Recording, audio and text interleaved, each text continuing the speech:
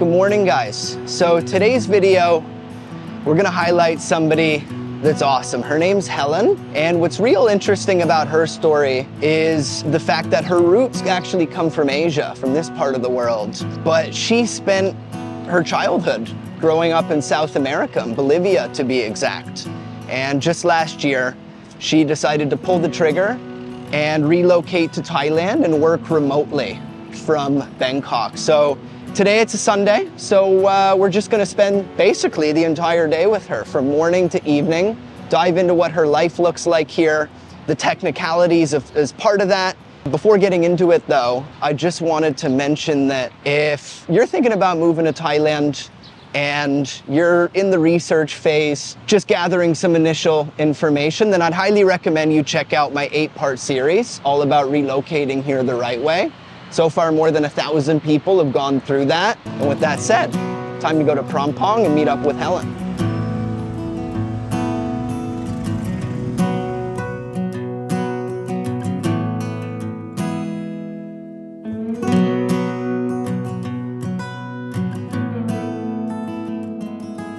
It's a little overcast today in Bangkok, but it's nice. It's nice as we enter into hot season here. It's nice to have a day that is not 38 degrees. Yeah, especially for a good morning run. Yeah.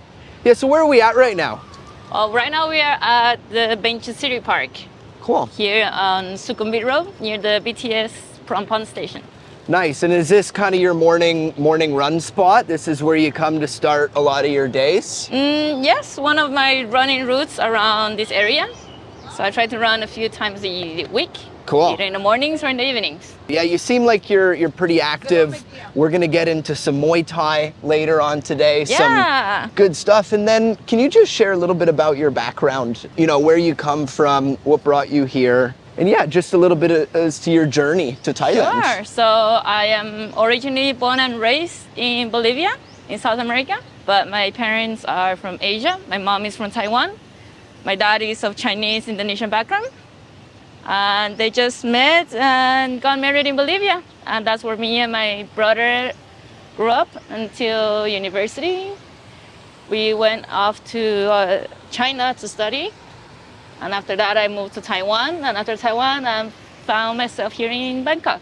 Yeah, it's real interesting because your roots originally come from Asia, but you grew up in South America. Yeah. Which is, you know, I haven't met too many people in that situation. It's not very common, I must say, yeah. It's cool. It's really, really unique. Obviously you speak Spanish, you speak English, and you speak Mandarin, yeah? Yeah. Nice, nice. And then curious what brought you from South America back over to Asia? The wanting to learn more things outside Bolivia, getting to experience different cultures, different lifestyles. So the first one was China, and then because of my Taiwanese background, I decided to go to Taiwan. There I stayed most of my years abroad, and then now in Thailand. You're a remote worker. You're here on the DTV visa, which we're gonna get into as part of this video, how you got it.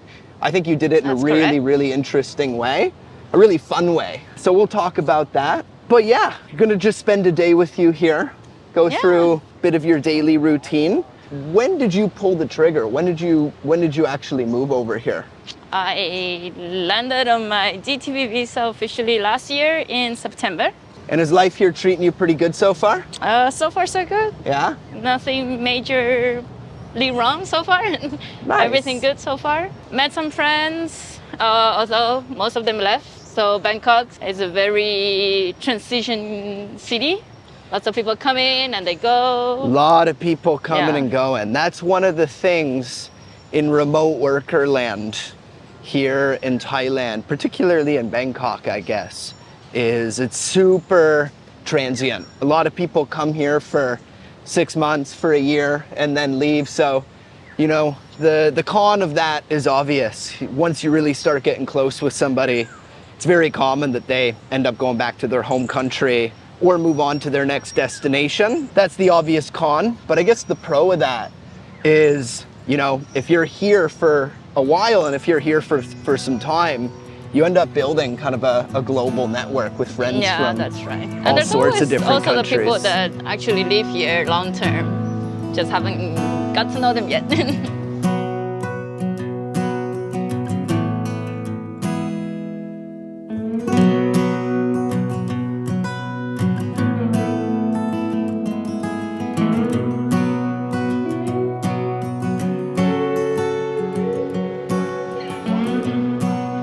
All right, so we're here at Fitfac Muay Thai. This is Helen's gym. So Helen, I'm curious, when did you get into Muay Thai, like the sport itself? Probably almost 6 years ago or more. And how often do you train? Try to train at least 3 to 4 times a week. So you take it pretty seriously. Yeah, it's my main workout. It's your main workout. Yeah. Have you ever fought, like actually fought somebody else in competition? or Yeah, no? back in Taiwan and a couple ones in Thailand. Really? Yeah. How did they go? It went okay, good Yeah? good enough. Nice. Yeah. And I'm curious why you chose Fitfac for this program. Other than a really good package and service that I offer, they also have a lot of locations through Bangkok. So mainly they have several branches in the Sukhumvit area. Yeah. Yeah, so it was one of the few gyms that offered the service to help you with the DTV and be centrally located.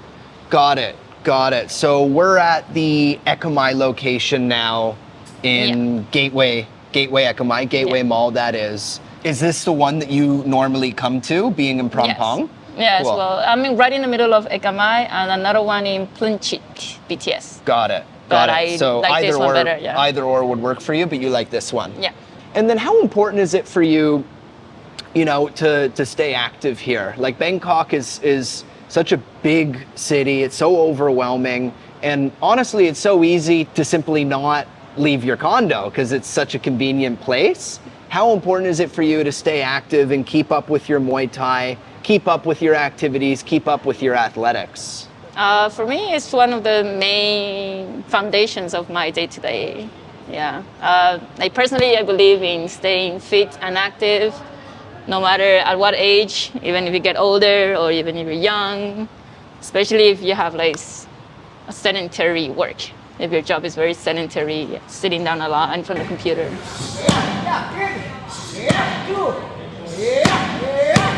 Hello, สวัสดีครับ So Kun Nuk is the facilitator of Fitfac's DTV program. You're the program manager, correct? Yes. Can you explain to me how long the Fitfac DTV program has been in place for?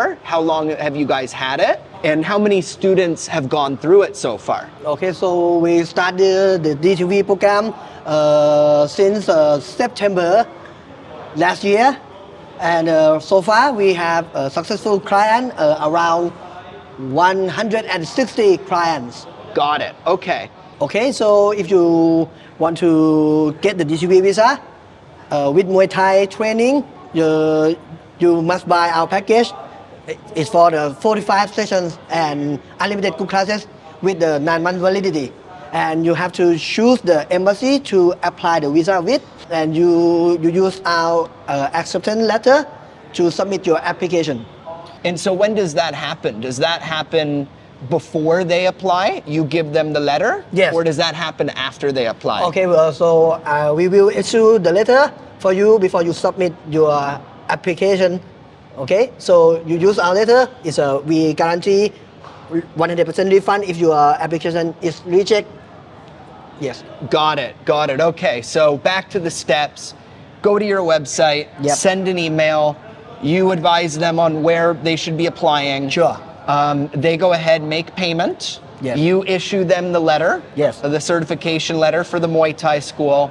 They use that as part of their application. Yes. They go ahead, apply through the Thai e-visa system or any of the Thai embassies around the world. Yeah. And then get approved for the DTV, come to Thailand Yep. and start their classes. Sure. Okay, got it. And then they get how many sessions as part of this package? Okay, so our DTV visa package includes 45 private sessions and unlimited group classes within 9 months. And then how much does this program cost? The exact same one that Helen went through. Okay, so our package is called 35 35,990 baht.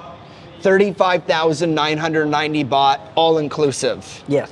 How's your session going? It's going good, good. You're pretty good, man. I can see you have been training for a while. Oh, but I have to keep training to not lower the cardio. Nice. And how's your instructor here? It's really good, very well, very good trainer, very technical. Awesome. Yeah.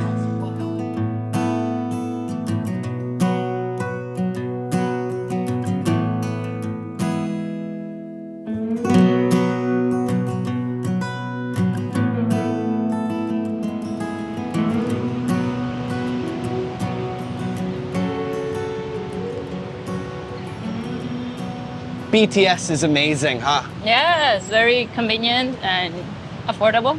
Very. We're here in BTS Thong La now. What did your ticket cost you? 17 baht. 17 Thai baht to go one station.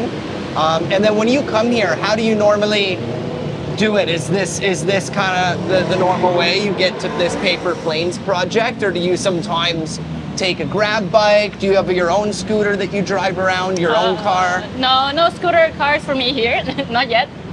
But I would take sometimes the grab bike. Nice. And that would probably cost around, not much, either like around 20, 25. Any particular reason you don't have a scooter of your own? Well, I'm not used to driving the opposite direction. Well, Yeah. my opposite direction yet. Yeah. Even crossing the street still a little bit dangerous on my own. Yeah. And traffic in Bangkok is quite hectic. Yeah, I Yeah. agree. I agree with both those points. I will say though, I lived in Bangkok for 3.5 years before I had gotten my own scooter.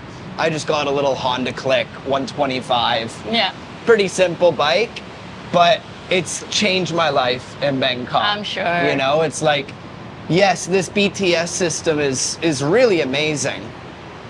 I mean, I know you can't see the train right now, but it's super, super well developed. There's these gorgeous walking pathways, and you can get to a lot of different parts of the city, you know? yeah. But at the same time, it is limited, and there's so many little pockets and corners of Bangkok I agree. Yeah. that you just kind of stumble upon if you have a scooter, if you have a motorbike, you know? I'm not saying go out and get one, you know? You got to make that decision yourself. All I'm saying is, for me, I understand the risks, I understand the dangers, but for me, it's definitely been a net positive on my life here. Yeah, in Taiwan, I used to have my scooter. I started driving scooter for my first 4 years in Taiwan. It is a game changer for sure.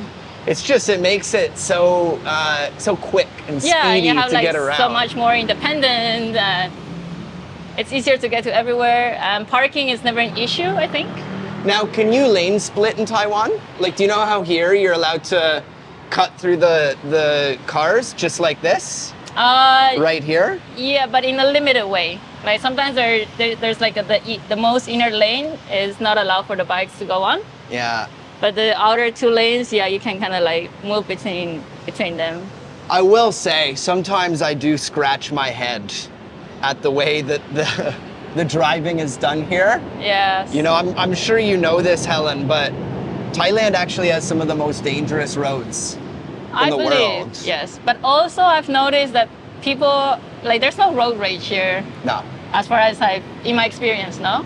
Like I've seen crashes, but like both cars crash, they come out and try to solve the problem.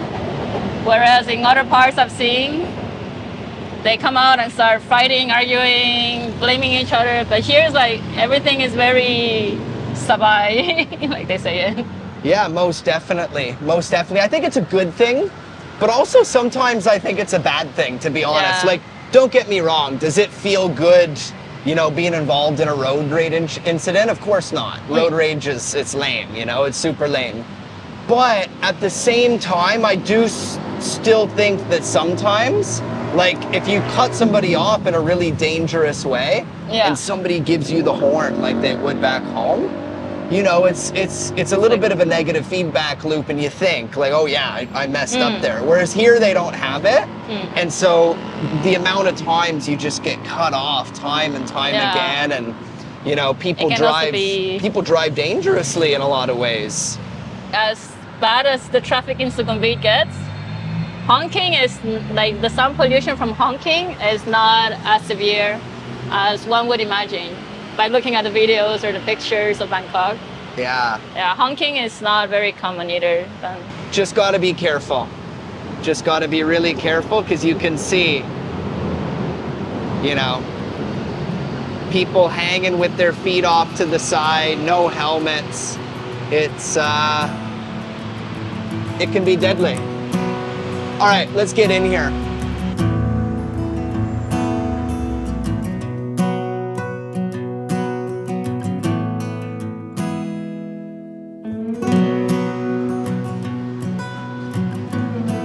All right, Helen, working away over there on a Sunday. Impressive.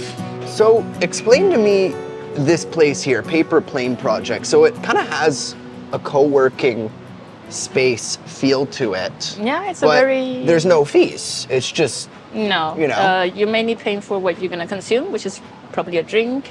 They also offer food for when you want to have a lunch or a snack. Great, and it comes with Wi-Fi. High-speed Wi-Fi. It comes with kind of hot desks for work. Come over, pop open a laptop. Yeah. That makes sense, but that's great. There's no daily or monthly fee. No membership. Okay. So you are free to come as many days as you want or as little as you need. No commitments, basically. Yeah. Got it. Yeah, and what's cool about this spot, you were telling me earlier, is that, you know, there's a lot of people that will go in, put a full day of work on their remote business, for their remote job, whatever it may be, in there, get a full solid 8-hour workday in, and then you know, there's some rooftop bars around here. Yeah, Bangkok has a big rooftop bar scene. Yeah, many buildings have rooftop bars. There's people who like to check off their list of rooftop bars in Bangkok. So this building actually has one of the famous ones called Tichuca. So it's very nice to go work here and then after an after-work drink with your friends at the bar. Supporting yourself here. How do you do that? Like, what is your job? What is it that you do for work? So in translation of contents or websites, educational material also. So I can do translation between English, Chinese, or Spanish. The benefits of being trilingual. And you're starting to learn Thai as well. Yes, I'm trying to learn Thai. And so what's the scoop with that? Have you started your classes already, or are your classes starting soon? So I did 10 weeks course here in Ekamai, and it was nice. It was 3 times a week of speaking course with a Thai teacher.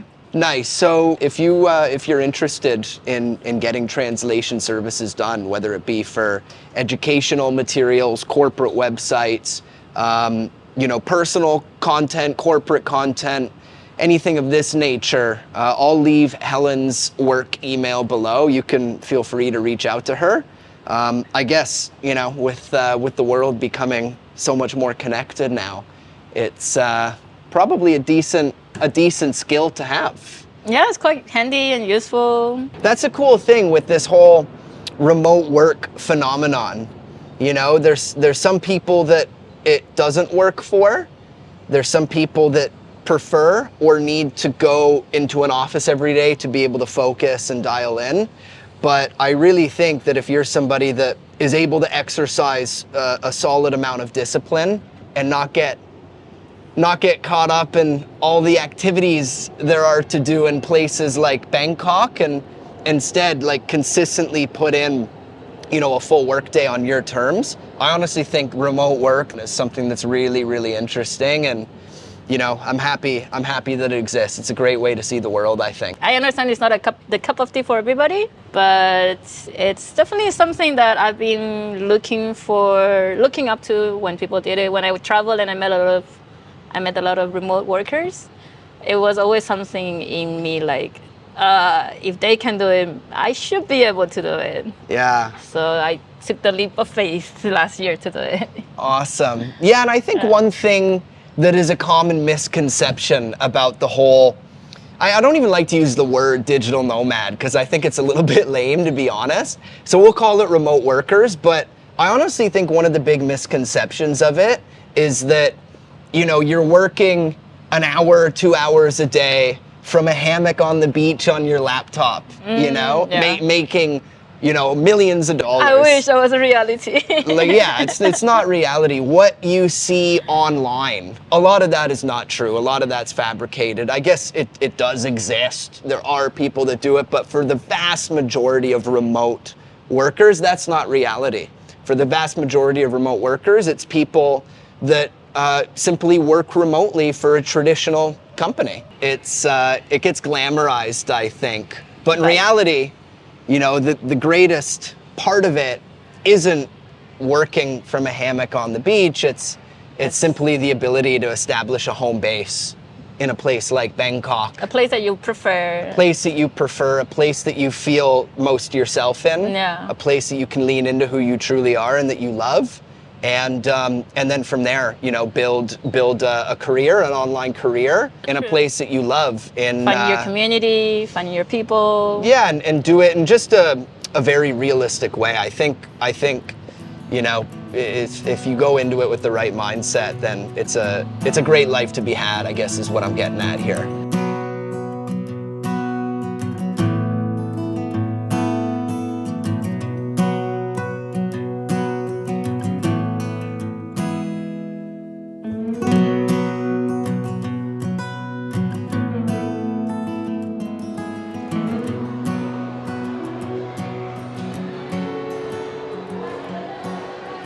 All right, weekly shopping run here. Once a week normally? Yeah, once a week. I like cooking a lot. Bangkok is very convenient to eat out every day if you want to. But I've always used to eating at home. It's cleaner, in the long term, I think it saves more money. Yeah. That's the thing, I've said it time and time again on this channel. I love, Thai street food, Thai market food, and Thai food in general with the best of them. But at the end of the day, and I think you would agree, there's a lot of oils. Yeah. There's a lot of MSG. A lot of spices. A lot of spices, and it's not always the healthiest. It's just not. Like, no matter how you slice the pie, yes, you can get some good curries.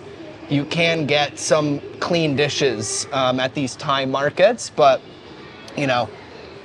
cooking at home, you control everything that goes into it. How does it work? You like to cook up South American food? You like to cook up Chinese food, or a bit of everything? I do both, everything. Yeah, a bit of everything? One of the reasons I got into cooking a lot is because of the food I miss eating at home. So while I was living in Taiwan, I missed a lot of Bolivian food. So I learned to cook Bolivian dishes. And then now that I'm in Thailand, I miss both foods. So I try to venture between both, yeah. And walk me through, like, what is Bolivian food? Can you give me some popular dishes? Yeah, but in Spanish they're called, for example, one is called majadito, which I'm gonna try to make tonight. It's just our version of chicken and rice. Like every South American country has their version of rice and chicken. Yeah. So ours is majadito, although it can be made with chicken or duck or meat. I'll make it with chicken. And it's nice wet rice with chicken and a fried egg. It's a very kind of traditional dish. Is South American food spicy? Not very. No? They have its spicy moments. They like to dip it with spicy sauces. But by nature, it's not very spicy. It's got a lot of meat, though. We are big meat eaters. Yeah. Yeah, like I've heard Argentinian steak, for example, is world class. Bolivian churrasco is also it doesn't lose to them either. Yeah. And so when you come in here, you're getting all your ingredients for the week. What does that account for? Like 2 meals a day kind of thing? 3 meals a day? Mostly for breakfast and dinner. Yeah. And then lunches are simpler or leftover from dinner. Got it.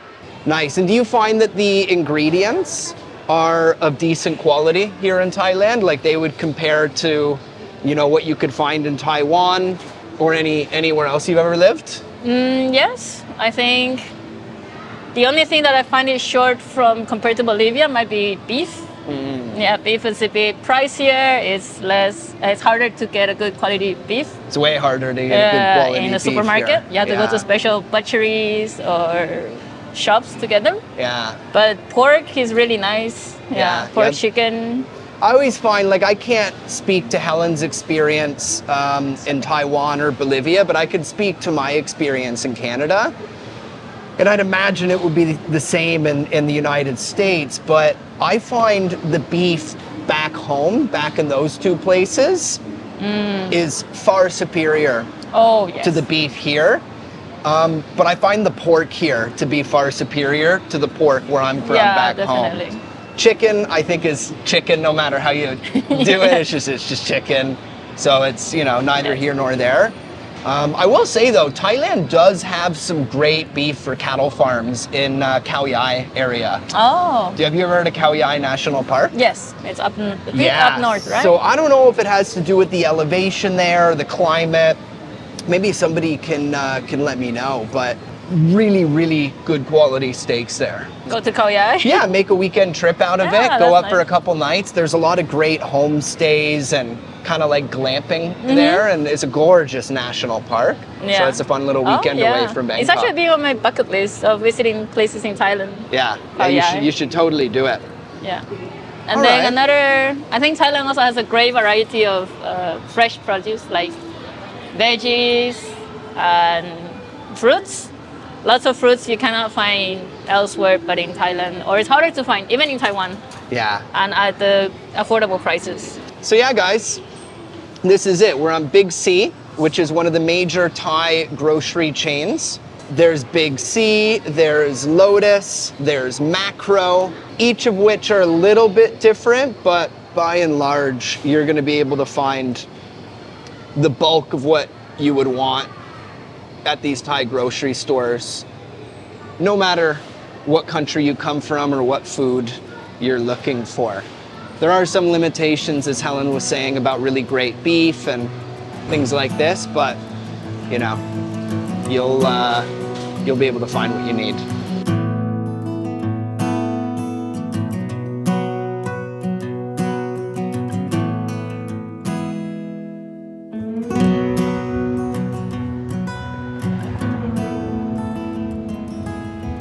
So can't take the motorbike back home because you can't take that many groceries. I guess that's the one thing with not having a car here, right? Yeah. Got to take taxis or grabs if you're a shopper, if you're a big grocery shopper. So what'd you get in there? Milk, fruits, vegetables, meats, and a few other ingredients for baking, like flour and eggs. And your condo, it has an oven for baking? Yes. Oh, that's nice. That's pretty rare. It's not very common, yes. I've lived in so many different places over my few years here, I guess 4.5 years now. But I've actually ended up in a building that's much older. Much older, because for me, I've decided that space was really, really important. Yeah. You know, so our spot is about 100 square meters in Ekamai, but it's actually only 28,000 baht per month, not inclusive of utilities. So for me, I guess my total bill is around 35. And it's a much older building, but it's well built, it's really well maintained, great juristic office, great management staff. And I guess all in, I'm around 34 to 35,000 baht a month. For me, it feels reasonable, especially for 100 square meters, so. That's big. Yeah.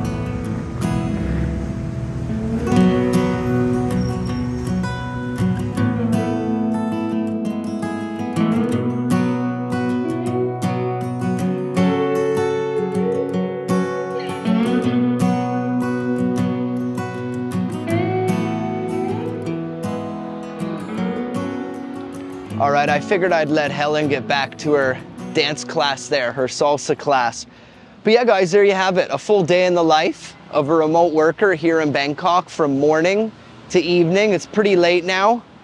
I'm tired. That was a long day, but a good day. So thank you, Helen, for letting us all in. I hope you guys enjoyed it. If you're interested, I'll go ahead and leave a link for Fitfac below. That's how Helen got her DTV. And like I said in the opening of this video, if you're considering a move to Thailand, or you're actually planning it and in the process now, I definitely recommend checking out the resources. I'll link in the description below. Again, that's the 8-part series, and then our Thailand Blueprint website. So with that said, cheers, we'll see you in the next one.